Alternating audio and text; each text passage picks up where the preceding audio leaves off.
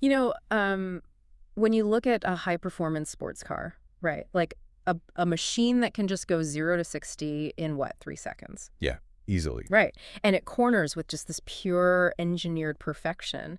But, you never look at that vehicle and think, oh, wow, that's going to be really low Yeah, maintenance. definitely not. No way. Right. Yeah, Like a standard commuter sedan. Sure. I mean, you change the oil when the little dashboard light comes on and you just completely forget about it. exactly. You just drive it. But a highly specialized elite machine, that requires just a completely different level of unyielding vigilance. It really does. It's a whole different ball game. It is. And, well, that actually brings us directly to our mission for today's deep dive. We are exploring the really fascinating and honestly sometimes dangerous intersection of extreme canine athleticism and genetic health. Yeah, and specifically, we're focusing entirely on the Belgian Malinois today. Yes, exactly. We've got this great source material, a transcript from a specialized veterinary deep dive.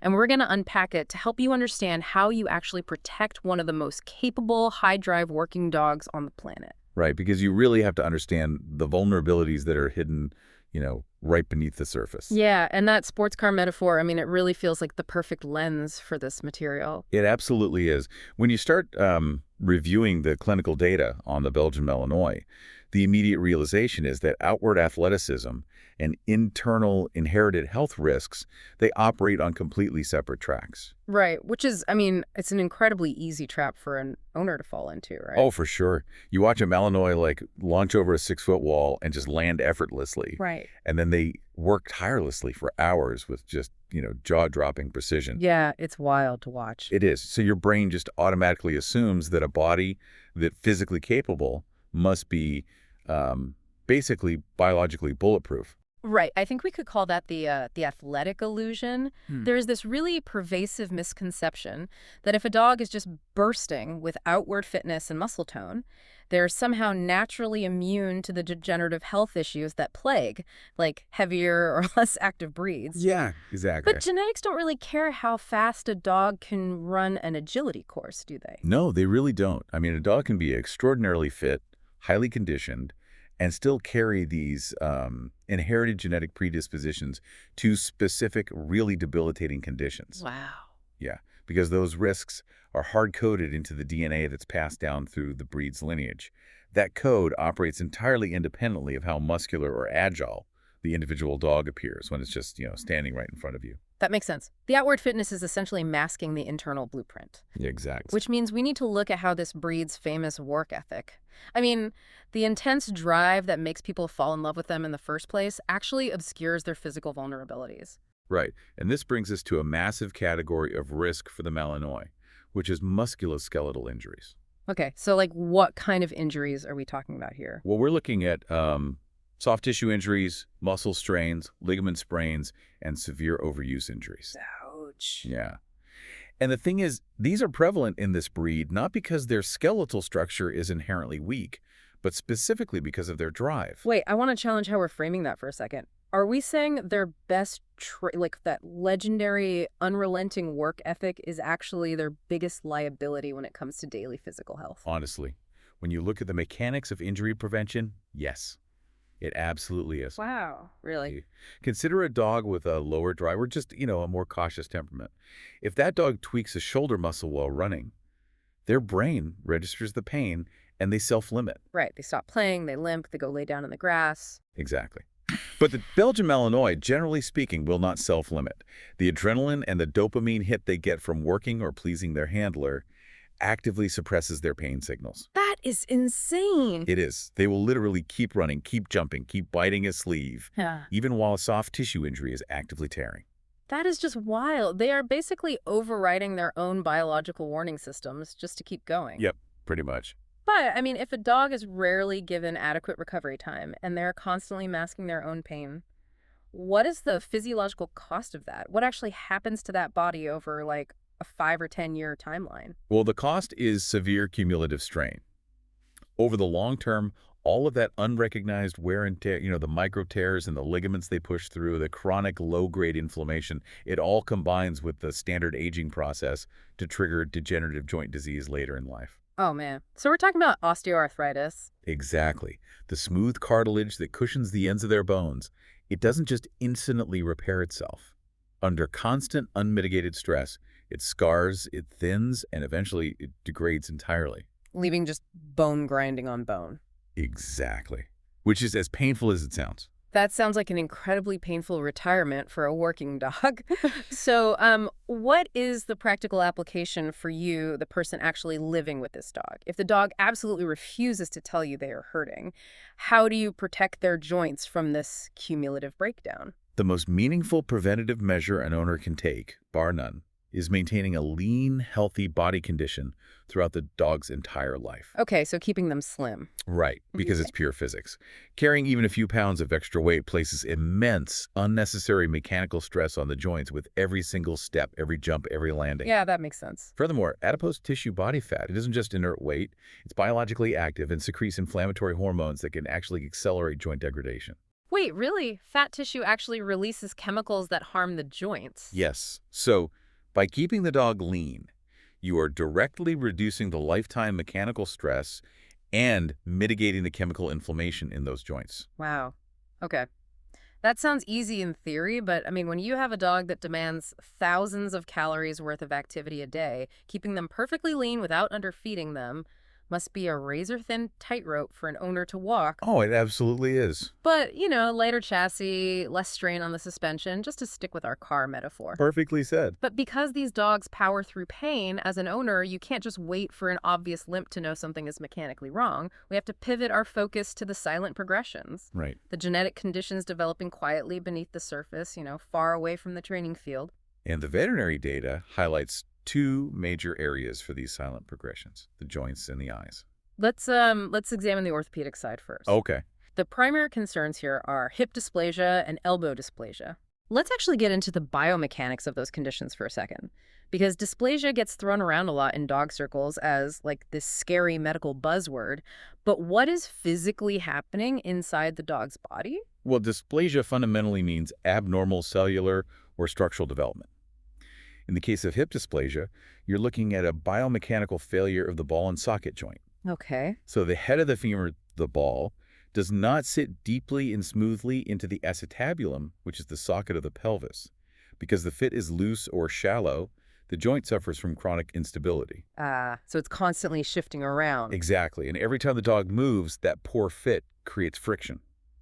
The body tries to stabilize this loose joint by laying down new bone, which creates painful bone spurs and leads directly to early arthritis. Oh, wow. And elbow dysplasia is similar. Yeah, elbow dysplasia operates on a similar concept. It involves the malformation and malalignment of the three bones that make up the complex elbow joint, and that leads to localized pressure points and cartilage damage. Now, here is something really crucial to point out from the source material. These are genetically inherited conditions, but they aren't entirely sealed by fate the moment the puppy is born, right? Like the actual severity of the dysplasia is heavily influenced by environmental factors. Right, and this brings up a critical point about how we physically manage puppies of high-drive breeds. Yeah. The research heavily emphasizes that environmental factors during a dog's growth phase, specifically their exercise patterns, they play a massive role in how genetically predisposed joints ultimately form. Because they're still growing. Exactly. Puppies have open growth plates, which are soft areas of developing cartilage at the ends of their long bones.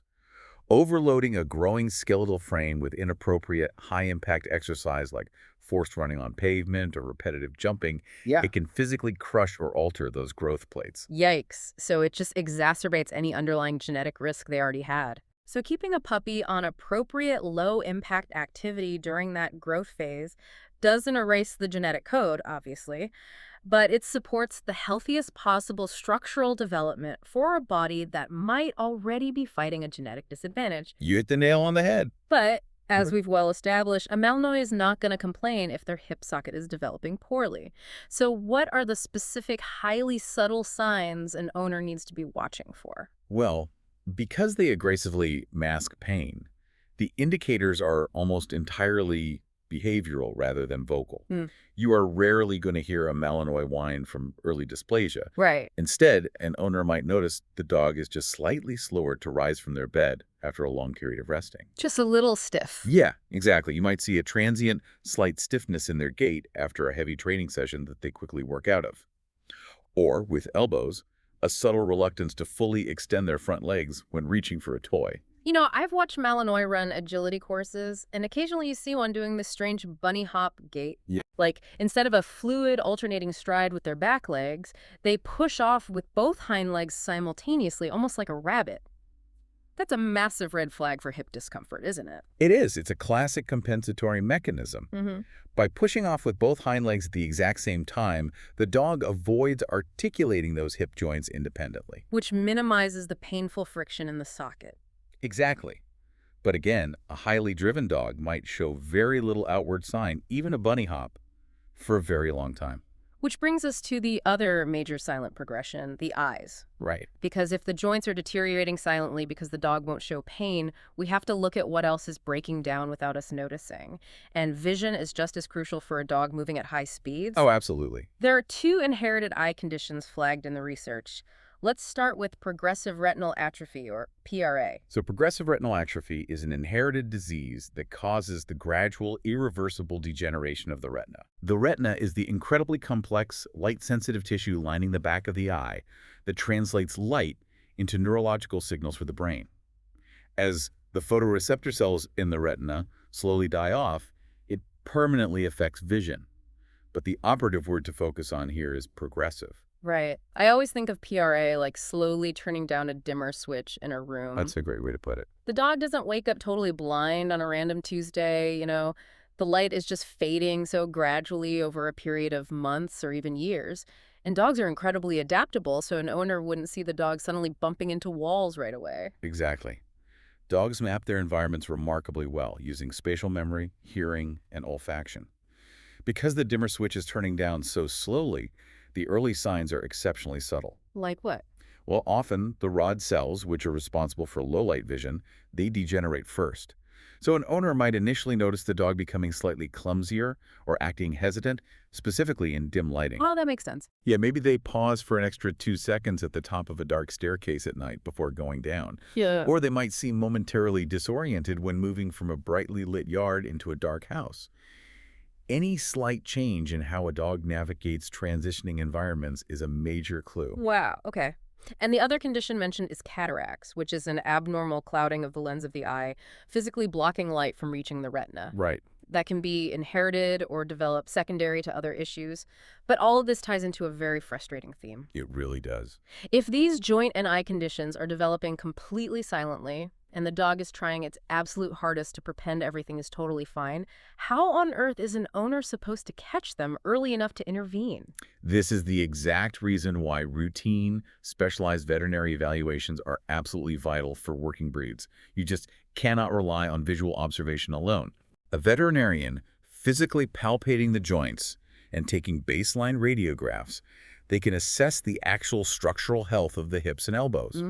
Furthermore, utilizing a board-certified veterinary ophthalmologist is crucial. Because they can see what we can't. Exactly. They have the specialized equipment to examine the retina and the lens, spotting the microscopic physiological changes of PRA or cataracts long before the behavioral changes ever manifest in your living room. Okay, so joints and eyes are the slow burns. You have time to catch them if you're proactive with your veterinary care. Right. But the Belgian Malinois is also prone to genetic and physical conditions that are acute, terrifying emergencies. Yes. We have to pivot right now from watchful waiting to immediate drop-everything action. Because owner awareness here is literally the difference between life and death. The clinical data specifically highlights 2 high-stakes emergencies for this breed bloat and seizures. Let's tackle bloat first. Medically known as gastric dilatation-volvulus, or GDV. I've heard of this being a huge risk in deep-chested breeds, which the Malinois definitely is. But what is the actual biological mechanism of bloat? It is a catastrophic anatomical failure. The stomach of a dog is somewhat suspended in the abdomen, kind of like a hammock. In a GDV event, the stomach rapidly fills with gas, that's the dilatation, or bloating phase. Okay. Because of the dog's deep chest cavity, that expanded stomach has room to swing, and it physically twists in on itself along its axis. That's the volvulus phase. Man, I have to emphasize the red flags for you listening because the veterinary consensus is incredibly clear that this is a race against the clock. It absolutely is. Once that twist happens, blood supply to the stomach and often the spleen is entirely cut off. Shock sets in rapidly. So what is the absolute ultimate do not ignore this sign of a twisting stomach? The defining clinical sign you must look for is unproductive retching. Unproductive retching, meaning they look and sound exactly like they're about to vomit, but absolutely nothing is coming up. Yes. If you think about the mechanics of the twist we just described, it makes perfect sense. Right, because it's sealed. Exactly. The stomach is rotated, effectively sealing off both the entrance to the esophagus and the exit of the duodenum. The dog feels severely nauseous from the massive trapped gas pressure, so their brain triggers the intense reflex to vomit. Oh, that sounds awful. It is. Ah. But because the stomach is twisted tightly shut at both ends, nothing can physically escape. They will heave and retch repeatedly and violently, but bring nothing up except maybe a little stringy saliva. That is horrifying to witness. It is an absolute nightmare scenario. The other critical signs to watch for alongside the retching are visible abdominal distension, where the rib cage or belly literally looks tight, swollen, or drum-like, and extreme restlessness. Like they can't get comfortable. Right. The dog won't be able to lay down. They'll often pace in obvious distress. And this particularly occurs shortly after eating a large meal or drinking a massive amount of water. And the protocol here is crystal clear. This is never, under any circumstances, a wait-and-see situation. If you see unproductive retching and a tight, painful belly, you do not monitor them for an hour to see if they settle down. You put them in the car and drive to the nearest emergency vet immediately. Immediate surgical intervention is the only option to untwist the stomach. Okay, so that's bloat. What's the second emergency? The second acute emergency we need to discuss is epilepsy and seizure activity. While idiopathic epilepsy exists across many different dog breeds, it specifically appears with concerning frequency within Belgian Malinois lines. Right. And it is widely considered to have a genetic basis. And seizures aren't always what we picture in the movies, right? Like when people hear seizure, they immediately picture a grand mal event, a dog falling over, convulsing on the floor, foaming at the mouth. But neurological misfires are way more complex than that. Oh, much more complex. The sheer range of clinical presentation is what makes epilepsy so tricky to identify initially. Because it doesn't always look like a seizure. Right. A seizure absolutely can be a generalized, full-body convulsive episode. But it can also present as a focal seizure, which looks like very subtle, bizarre changes in awareness or behavior. Like what? What would that look like? Well, a dog might suddenly freeze and stare blankly into space, completely unresponsive to their name. They might exhibit an involuntary repetitive twitch in just one single limb. Or they might engage in fly biting, snapping at invisible objects in the air. Okay, so practical application time for the listener. If you're standing in your kitchen and your Malinois starts having a generalized seizure, what is the actual safe protocol? First and foremost, you have to stay calm because the dog is entirely helpless. Second, manage the environment, not the dog. Meaning don't grab them. Exactly. Do not try to hold the dog down. Keep them safe from nearby physical hazards. Block off stairwells, move heavy furniture with sharp corners out of the way, and put a cushion near their head if they're on a hard floor. Okay, that makes sense. Third, and this is incredibly critical for human safety, keep your hands absolutely away from the dog's mouth. Let's really explain why that is so important because, human instinct is often to reach in and try to clear the airway or comfort the dog. It is a natural instinct, but it's a very dangerous one. During a seizure, a dog has zero conscious control over its motor functions. The jaw muscles of a Belgian Malinois are engineered for immense crushing force. Right. During a neurological event, those muscles can clamp down reflexively with uninhibited power. Even the sweetest, most highly trained dog can inflict a devastating bite during a seizure simply because their brain is misfiring. Keep your hands clear. Wow. Okay, so keep hands away and then obviously contact the veterinarian. But it's fascinating that the information you provide the vet after the event is almost as important as making the initial phone call. You really need to act as a clinical observer. Provide highly specific details. Exactly how long did the active seizure last? Yeah. Tracking the duration is medically vital to differentiate between a standard self-resolving seizure and status epilepticus, which is a state where the brain is actively overheating and sustaining permanent damage. So time it. What else? What exactly did the physical movements look like? Was there a post-ictal phase where the dog seemed blind or disoriented afterward? What was the dog doing right before the episode started? A veterinarian needs that precise data to determine the diagnostic path and potential medication protocols. Okay, so we covered a massive amount of ground here. We really have. We have the silent structural progressions like joint dysplasia and retinal atrophy, and the terrifying acute emergencies like gastric torsion and neurological seizures. It is a lot of risk to process. It is overwhelming for a lot of people. So how does an owner actually take control? Let's move from diagnosis to proactive defense. A highly effective place to start is just with everyday, routine care. It sounds basic, but for a highly active, working dog, the microscopic details matter immensely. For instance, routine dental care. Dental health is so often overlooked, but it is intrinsically linked to overall physical performance, isn't it? Absolutely. A fractured tooth or severe periodontal disease isn't just a localized mouth problem. It develops quietly and causes significant hidden pain. And they'll just work through it. Exactly. But more importantly, chronic bacteria from inflamed gums directly enters the bloodstream, taxing the dog's immune system and potentially affecting the heart valves and major organs, which drastically diminishes a working dog's cardiovascular stamina. Wow. Paw care is another huge one, right? If you have a dog running on varied terrain, hitting A-frames, or working in extreme temperatures, their paw pads take an immense beating. Microcracks or small abrasions on the paw pads can easily lead to deep systemic infections that completely sideline a dog. So you have to check them constantly. Owners of this breed must build a non-negotiable habit of routinely inspecting paw pads, checking between the toes for foreign objects like foxtails, and examining the skin after heavy outdoor activity to catch any structural damage early. But if we're being honest, the real heavy lifting preventative action actually happens long before you ever bring a puppy into your home. Right. It comes down to responsible breeding practices. It is genuinely the single most impactful decision a future owner can make, because we've firmly established that conditions like dysplasia, PRA, and epilepsy have a deeply rooted genetic component.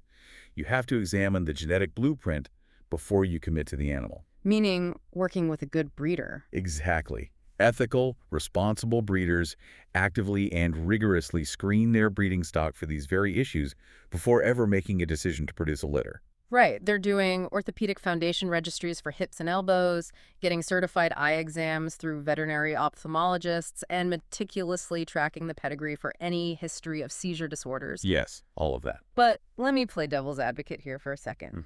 Genetics are wild. Does a perfectly clean health screening on the parents guarantee a perfectly healthy, bulletproof puppy? Biologically speaking, no, it doesn't. Right. Genetics are incredibly complex, and we are often dealing with polygenic traits, meaning the conditions are influenced by multiple interacting genes, not just a simple on-off switch that can be easily isolated. You just can't screen for everything. But it's still worth doing. Oh, absolutely. Ensuring a breeder performs these rigorous screenings drastically reduces the statistical probability of passing on these devastating inherited conditions.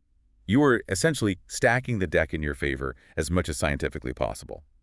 And what if you're listening to this and you rescued your Malinois? Like, you have an adopted dog, zero paperwork, no pedigree, no known genetic history. Yeah. Do all these preventative rules change for that owner? Well, the biological rules of the breed don't change, but the owner's safety net has to shift. How so? Without that advanced genetic intelligence, a highly proactive, ongoing relationship with a trusted veterinarian becomes your absolute ultimate safety net.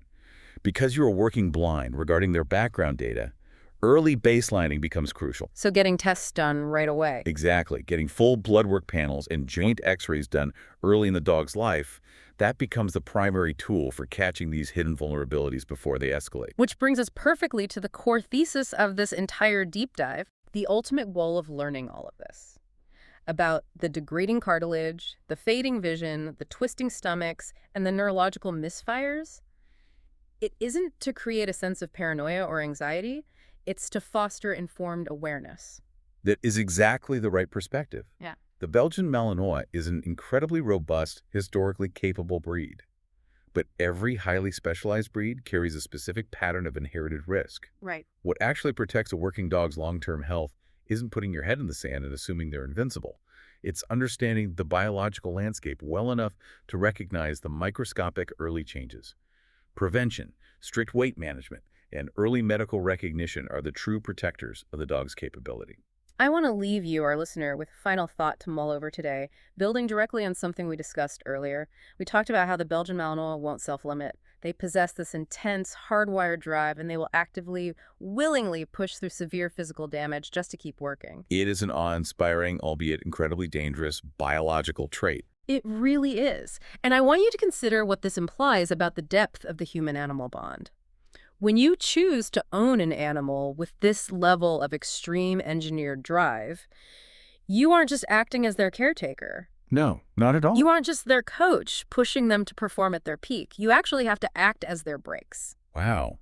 That is a profoundly heavy realization for an owner. Think about the fascinating reality of that dynamic. In our human pursuit of breeding the ultimate athletic capability, we have literally created a dog whose drive to work completely overrides its own biological instinct for self-preservation. Yeah. By engineering the ultimate high-performance sports car, we deliberately removed the internal safety sensors, which means we have placed the entire massive burden of rest, recovery, and self-preservation squarely on our own human shoulders. We made them this way, so we have to protect them. Exactly. You don't just get to drive the car. You have to know exactly when to pull the emergency brake, because the machine we created will never, ever do it for itself. Taking on that responsibility requires a totally different level of respect for the animal. It truly does. Thank you for joining us on this deep dive into the genetics, the mechanics, and the relentless drive of the Belgian Malinois. We'll see you next time.